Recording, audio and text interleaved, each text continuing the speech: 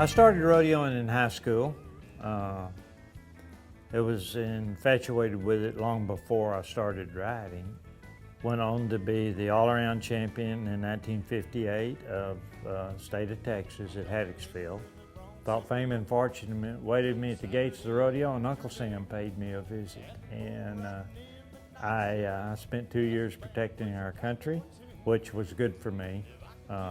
It was right at when I was peaking in professional rodeo. And when I come back, I was fortunate enough after a year when I got my legs back under me, I went on to ride at the National Finals Rodeo.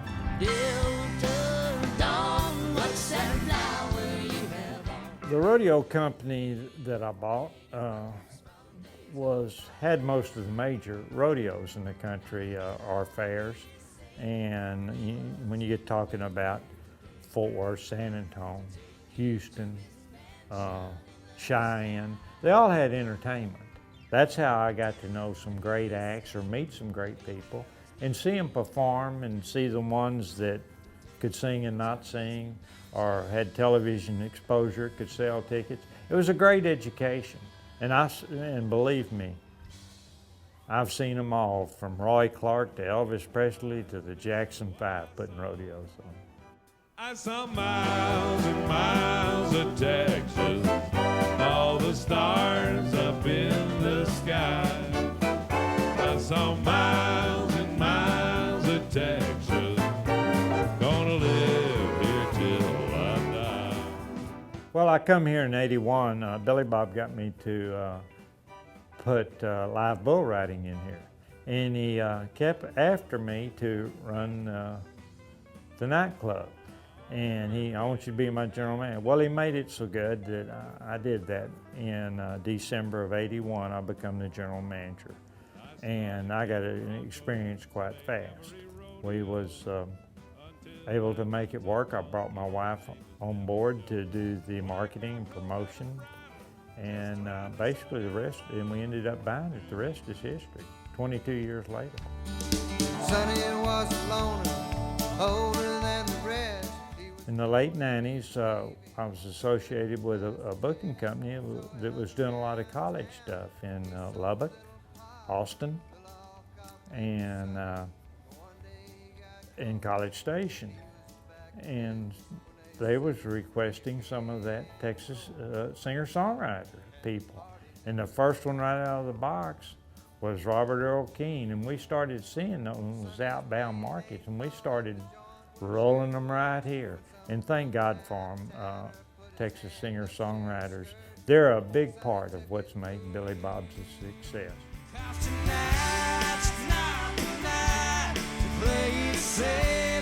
It's kind of like real people doing real things.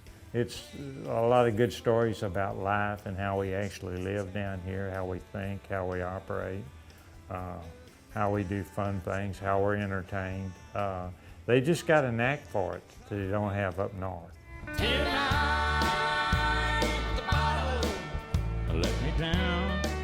I had a friend call me up and said he had a friend that wanted to come to Billy Bob's and meet with him, wanted to make music. I said, send him on. Well, a guy walked through the door of my office named Rick Smith.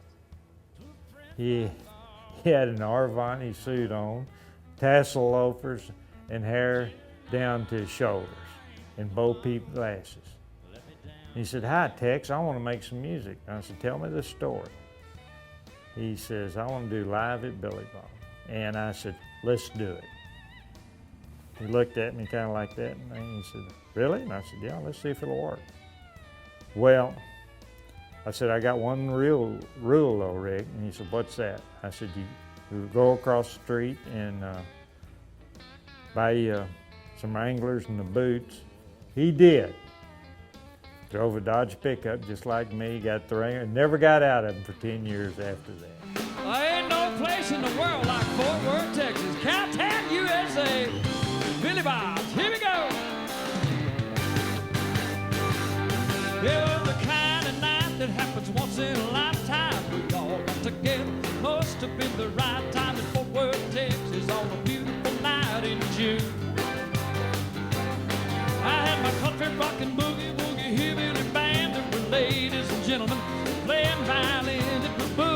Beethoven under the Texas moon.